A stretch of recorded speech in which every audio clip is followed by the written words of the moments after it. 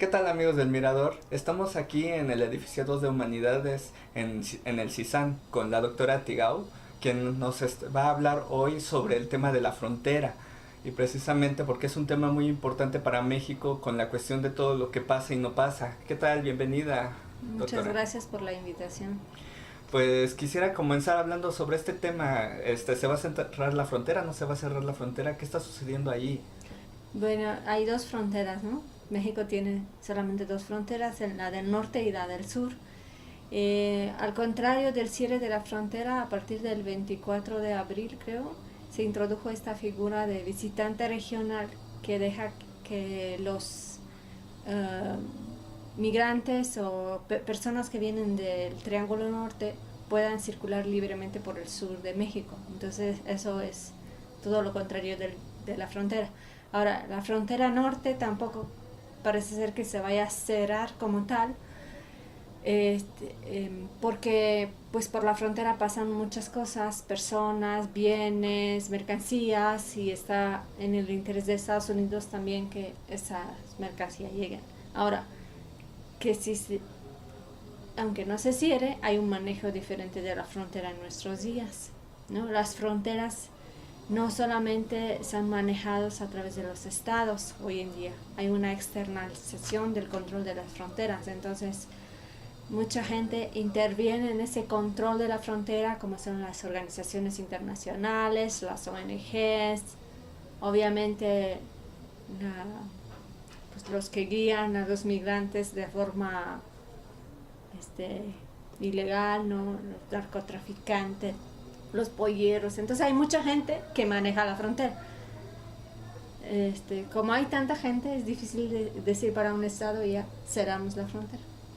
Y ya no pasa nadie, ¿no? No. Y ahorita justamente estamos viendo, bueno, acaba de hablarse que México se convirtió en el principal socio comercial de Estados Unidos. Sí. ¿Es un logro eso? ¿Estamos hablando de algo Bueno, grande? parece que rebasó China en este primer semestre y que es una tendencia que va a seguir por unos meses más, pero no creemos que vaya a ser duradera. Efectivamente es bueno para México, definitivamente.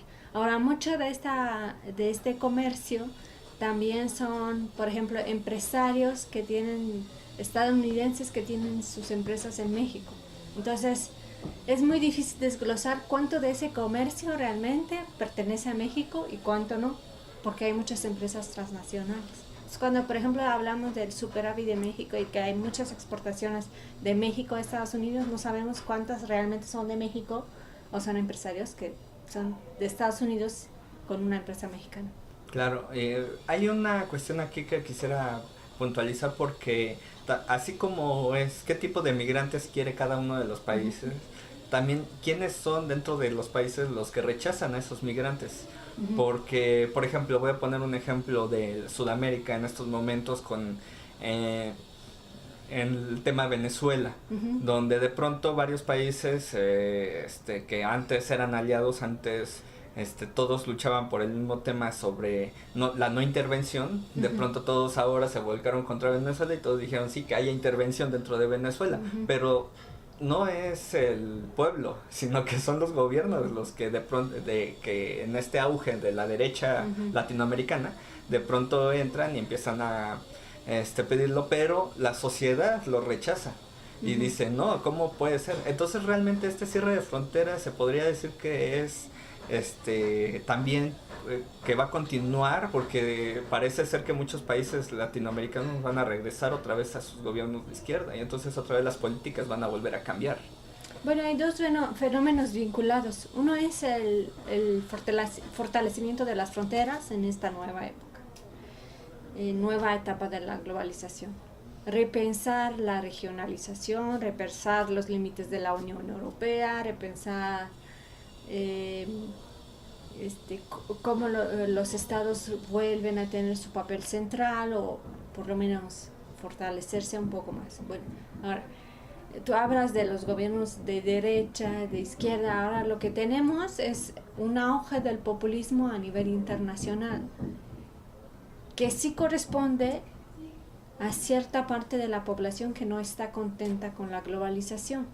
Y como movimiento antiglobalización es que se repiensan otra vez las fronteras y que esa gente responde hacia líderes que les prometen pues regresar su bienestar económico si alguna vez lo tuvieron, o darles una cabida en esta economía del conocimiento, ¿no?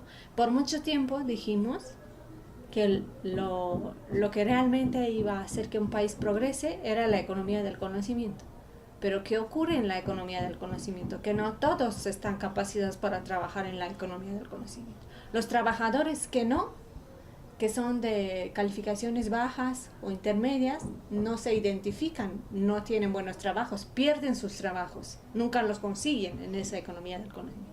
Entonces, eso es lo que ocurre y que hace que haya apoyo para líderes como Trump. En América Latina es muy diferente el populismo, ¿no? El populismo no es, por ejemplo, discriminar hacia los migrantes de otros países o culpar a los migrantes, porque en América Latina ni siquiera había tantos migrantes. De todos modos, el porcentaje es muy pequeño. Entonces, el populismo tiene que ver con que nos volcamos hacia las élites dentro de un país. En Estados Unidos es hacia las élites que vienen de fuera, pero es parte de un movimiento global que va hacia la radicalización de la política. Finalmente se trata de romper con lo que se tenía continuidad y se trata de buscar cosas nuevas. Ajá. Hablamos también de Brasil, o sea, un total rompimiento con el pasado de lo que era la política brasileña. En México también podríamos hablar de que la política hoy no se está llevando igual que la política que se estaba llevando hace unos años. Ha habido una ruptura. A algunos les gusta, a otros no les gusta, pero finalmente pues van a ser las mayorías los que al final van a decidir más adelante si se va a ver continuidad. Pero bueno, quisiera también tocar el tema, porque creo que es un tema muy importante y muy que ya se ha hecho muchas veces, que se ha preguntado muchísimas veces, pero que en esta nueva faceta no sé si haya nuevas respuestas con respecto a realmente México, su única oportunidad, su único chance económico es Estados Unidos. No es el único, está diversificando de hecho el comercio hacia otras partes, pero eso es gradual y como es gradual, pues toma tiempo. Entonces la mayor parte del comercio de México es con los vecinos y eso pasa en la mayor parte de los países. Ahora, sí se puede buscar diversificar el comercio a largo plazo. Que eso vaya a ocurrir así en 2 años, pues no creo que sea posible, ¿no? Pero sí es un repensar de la política, una crisis de las instituciones muy importante que estamos viviendo. De que hay posibilidades de que se diversifique la economía mexicana. ¿El sur también es una buena opción? El sur sí, claro, es una buena opción. Ahora, ¿qué país? Hay que ver con qué países del sur podemos diversificar. Obviamente el sur inmediato son países bastante más pobres que México. Entonces, ¿qué estamos buscando? Redirigir esas exportaciones que van a Estados Unidos hacia el sur de América Latina, pues hay que ir bastante más, o sea, hay que ir hacia Argentina, Chile, Brasil. Pues sí, se puede hacer un plan en ese sentido, de ver qué productos, qué tipo de industrias pueden prosperar. Por ejemplo, Argentina es un país muy cerrado en el sentido de recibir industria extranjera. Con Chile sí tenemos tratado y obviamente pues... Sí, Estados Unidos también tiene tratado con Chile, esa es otra cosa, ¿no? Tiene tratado de libre comercio con Chile. No, y ahorita también está esta cuestión de que se está haciendo un nuevo grupo en el sur, entre los países, obviamente evitando los países como Venezuela, que en Nicaragua creo que también fue excluido, Bolivia creo que también me parece, y se está haciendo este nuevo bloque, y un bloque latinoamericano donde de pronto también México también es no invitado, mejor dicho. Sí. Pero entonces realmente, porque bueno, podríamos también hablar de este tema que también me parece que es interesante, porque de la alienación de México con respecto tanto en el norte como en el sur, porque en algún momento alguna persona me dijo, es que México no es del norte ni del sur, es una frontera. Uh-huh. Entonces estamos en medio de dos mundos y tenemos que convivir con ambos mundos de alguna forma o de otra. Uh-huh. Pero realmente tenemos que asumir ese papel de frontera. No podríamos simplemente, ¿cómo decirlo? Podernos mover hacia una posición. No es tan fácil. Bueno, yo no lo vería tan decisivo de que si nos tenemos que mover hacia el sur o hacia el norte. No es una frontera, pero en todo caso es una frontera muy grande, ¿no?